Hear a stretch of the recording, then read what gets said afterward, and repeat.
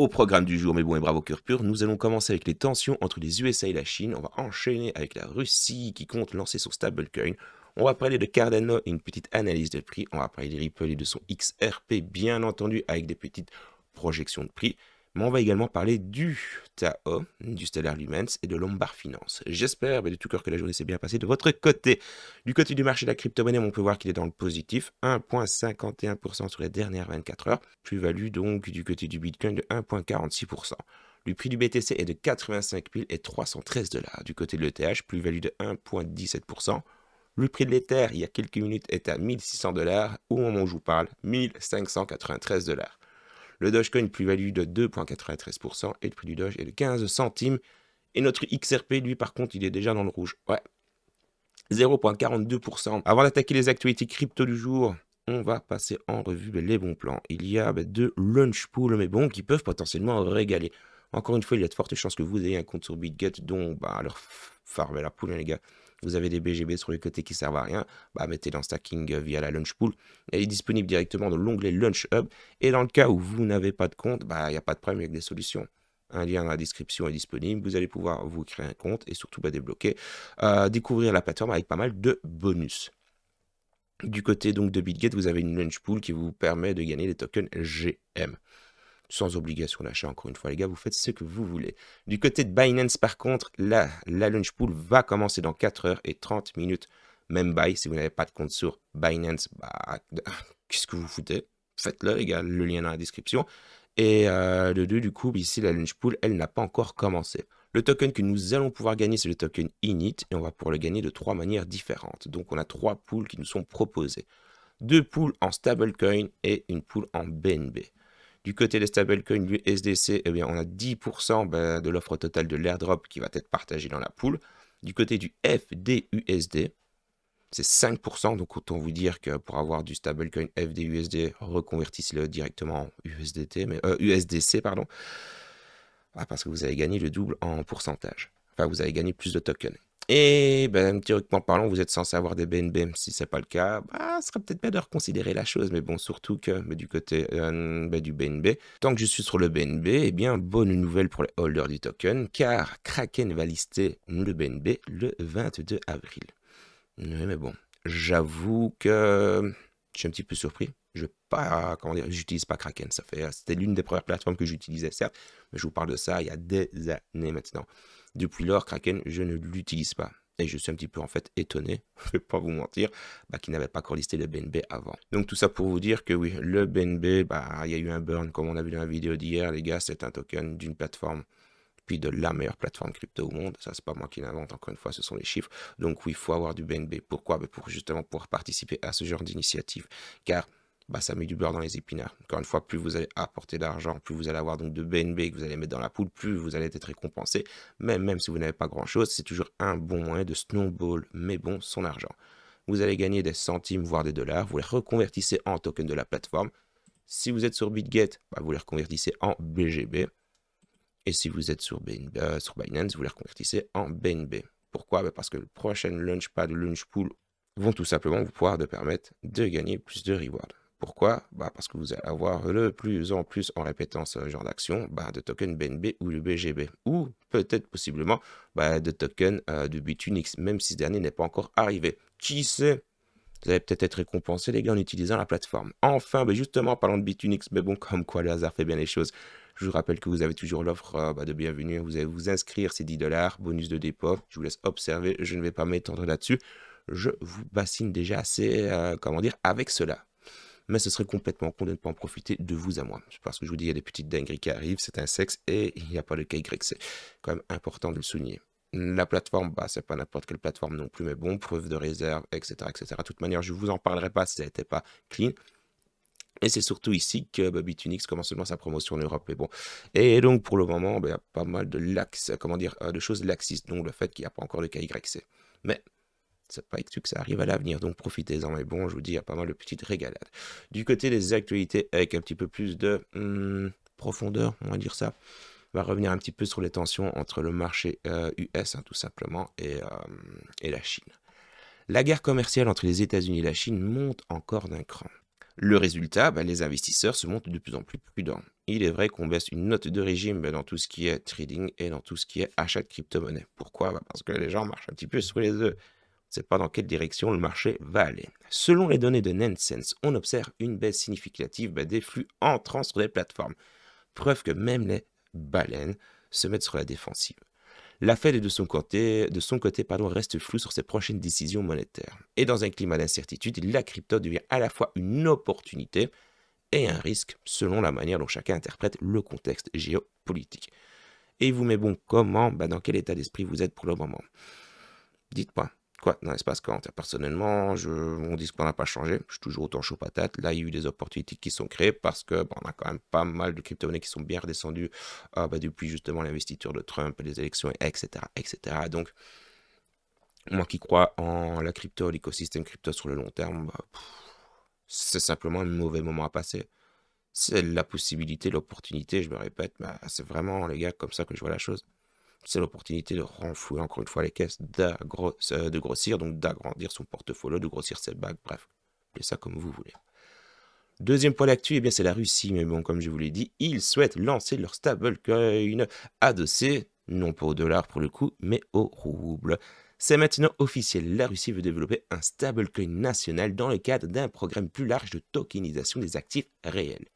L'idée, c'est de contourner tout simplement les sanctions occidentales, d'accélérer la dédollarisation et de faciliter les échanges avec les alliés comme la Chine ou l'Iran. Ce stablecoin sera, entre autres, utilisé pour les règlements internationaux, ce qui pourrait sérieusement challenger la domination du dollar et surtout de SWIFT. Ouais, surtout si SWIFT demain, il y a la petite collaboration entre guillemets avec Ripple qui arrive. Bon, ce sont des bruits de couloir, les gars. Encore une fois, prenons ça avec des grosses parenthèses, mais il y a un monde où oui, ça va arriver. Pas tout de suite, les gars, mais il y a un monde où ça peut arriver. On va parler vite fait, bien fait du Cardano, parce que ça aussi, Cardano et Ripple, je ne sais pas si vous êtes au courant, mais la collaboration a été justement annoncée lors de la Paris Blockchain Week. Merci beaucoup au bon et brave au cœur pur qui nous a confirmé cela. Au passage, je remercie Santino pour le complément d'information que je vais pouvoir vous apporter par rapport à cela, sans trop justement pouvoir me fouler là, c'est champagne. Du coup, nous avons une XRP News, nous avons le fondateur de Cardano qui lâche une bombe pour promouvoir un nouveau projet de confidentialité. Donc jusque-là, la thématique n'a pas vraiment changé. Et du coup, il nous a confirmé qu'il était à Paris Blockchain et il a expliqué que le projet, que le projet en commun était bel et bien validé. Donc ça, c'est lors de la Paris Blockchain Week. Comme on peut le voir. Attendez, on va ouvrir l'image parce qu'il y a quelque chose que je n'avais pas vu. Ouais, apparemment, il y avait un petit sponsor de Ripple dans l'assemblée. Bref.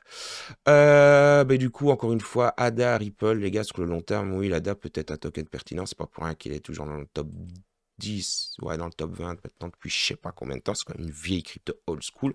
Personnellement, je suis pas un grand fan de l'écosystème ADA, mais c'est pas exclu que je commence tout doucement à faire un petit peu le plein. Donc, comme je vous le disais, nous avons un analyste reconnu dans la communauté crypto qui a repéré une figure technique appelée Cup Handle sur le graphique de Cardano. C'est une structure classique qui peut annoncer une explosion haussière avec un prix cible autour de 10 $ à long terme, contre environ 60 $ au moment où je vous parle. Après quand même, j'ai une petite plus-value, je ne sais pas ce que vous en pensez. Mais attention, selon lui, cette figure prend du temps à se valider. Encore une fois, on ne claque pas les doigts et on ne devient pas riche du jour au lendemain. Pas pour rien que je vous dis qu'il faut avoir une vision long terme, je trouve, pour la crypto-monnaie. Parce que sur le court terme, ça va trop jouer avec vos émotions, les gars. Ah ouais, ça va trop jouer avec vos émotions. Enfin, il insiste sur le fait que la patience est le facteur clé. Voilà, c'est ça. Pas de FOMO, mais gardez un œil dessus. Ouais, non, faut toujours bien avoir un petit œil sur la dame. On l'a vu passer les dollars justement en pleine hype, 60 centimes. Toujours la possibilité d'aller chercher, je pense, un petit billet dessus. Mais encore une fois, ceci ne constitue en rien ni un conseil en finance ni en investissement parce que vous faites ce que vous voulez. Allez, je sais que c'est une crypto-monnaie que beaucoup d'entre vous kiffent. C'est le BitTensor, le fameux Tao. Le token Tao de BitTensor, projet axé principalement sur l'intelligence artificielle, montre des signes de reprise après une phase de correction. Le token est actuellement aux alentours de 2,30 $ et il pourrait carrément viser un retour à 2,80 $ si la dynamique haussière se confirme. Mais attendez, concernant les petites prédictions de prix sur les 5 prochains jours concernant l'actif, on vous parle quand même de 302 $. On a 2,42 au moment où je vous parle, 302 $ dans 5 jours, ma foi, ça fait quand même un petit billet de prix. Sur les 30 prochains jours, on parle de plus d'un fois 2, les gars. Ouais, même un petit fois 3. 760 $, c'est la prédiction donc de CoinCodex. Et concernant la prédiction sur les 3 prochains mois, on parle de 801 $. Si, ma foi, ben, l'explosion peut vraiment avoir lieu le mois prochain, ça pourrait être champagne. Et qu'est-ce qu'ils nous disent du coup? Ah, il n'y a pas moyen d'aller voir le XRP. Non, pas de chance. Bref. Qu'est-ce que vous en pensez? Moi, je trouve ça un petit peu abusé. Personnellement, je ne suis pas holder de BitTensor, les gars. Je vous dis, je sais pas. Si, c'est très strong comparé à d'autres écosystèmes. C'est quelque chose de très strong. Il n'y a pas vraiment quelque chose de négatif que je trouve derrière. C'est simplement que je ne suis pas assez renseigné pour être transparent avec vous sur le sujet. Je connais les grosses lignes, mais je sais pas. Je préfère investir dans d'autres tokens. Même si, comme on peut le voir, d'après CoinCodex, il y a de la marge derrière. On va parler maintenant de Stellar Lumens et des partenariats avec Paxos, Ondo, Etherfuse et SG Forge. Qui vise tout simplement à intégrer 3 milliards de dollars d'actifs réels sur la blockchain d'ici fin 2025. Cette initiative vise à multiplier par 10 la valeur des actifs réels tokenisés par rapport à l'année précédente. Les gars, le RWA, moi personnellement dans les narratifs crypto, comme ils appellent ça, comme les gens appellent ça, c'est le RWA, je vous l'ai dit. Certes, encore une fois, il y a de la pertinence sur la narrative IA. Je ne faites pas dire ce que je n'ai pas dit. Mais si je dois en choisir un des deux et faire all-in, RWA, il y a tellement plus de choses. Et puis, ça va être la porte d'entrée à beaucoup de personnes mainstream, entre guillemets, dans le domaine de la blockchain et par conséquent des cryptos. Et on va parler de Lombard Finance ici, qui a introduit un kit de développement logiciel, donc comme on dit dans le jargon SDK, permettant le stacking de Bitcoin avec une configuration minimale. Oui, mais bon, le stacking de Bitcoin. Des plateformes comme Binance et Bybit ont déjà adopté cet outil visant tout simplement à débloquer un marché potentiel de 154 milliards de dollars en BTC qui sont tout simplement inactifs. Donc le stacking va pouvoir faire, ça va faire des heureux, hein, les gars. Ça va faire des heureux. Et gardons le meilleur pour la fin. On va parler de Ripple. Nous avons ici un analyste financier, mais bon, attention, j'aime bien mettre des petits guillemets toujours là-dessus, bref. Qui nous dit que l'Inde pourrait sérieusement renforcer sa souveraineté économique en allouant une partie de ses réserves de change vers des actifs comme le Bitcoin et le XRP. Il propose que la Banque centrale indienne consacre 10 milliards de dollars à ces deux cryptos pour se prémunir contre les risques de dévaluation du dollar et surtout diversifier ses réserves. Si demain, hypothétiquement parlant, un pays comme l'Inde franchit le cap, les gars, ce serait un signal tout simplement massif pour l'adoption institutionnelle et surtout, mine de rien, ce serait quand même une grosse reconnaissance pour le Bitcoin et surtout les XRP comme actifs de réserve. Mais, faut pas rêver. Et puis, de vous à moi, si ça venait arriver, le XRP a peu de chances qu'il en fasse partie, du moins pour l'Inde, mais plutôt les XRP. Dites-vous que le XRP, pour beaucoup de personnes, c'est de l'or. C'est vraiment l'or 2.0. Donc, mieux vaut conserver de l'or plutôt qu'un autre actif, même s'il peut y avoir de la plus-value derrière, attention. Et terminons ici avec les petites news, les petites updates concernant Dark Defender. Dans un récent post sur X, Dark Defender nous a partagé son analyse sur les mouvements de prix du XRP entre le 9 et le 16 avril 2025. En utilisant la théorie des vagues d'Elliott, il avait prédit une montée à 2,22 $. Un rebond à ce niveau, puis une petite baisse vers 2,04 $ dans une cinquième vague. Ces projections se sont révélées très précises, avec un prix réel de 2,03 $ observé sur Bit.true, comme l'a confirmé un abonné. Certains anticipent une baisse de 10,69% d'ici le 18 avril. On est le 17 au moment où je vous parle, donc c'est dans un gros 24 heures. Cela, c'est tout simplement Changelly qui nous le dit. Encore une fois, ça va prendre avec des pincettes. Et puis, concernant les petites explosions de prix, les gars, vous savez bien quoi, soyez patients avec cela.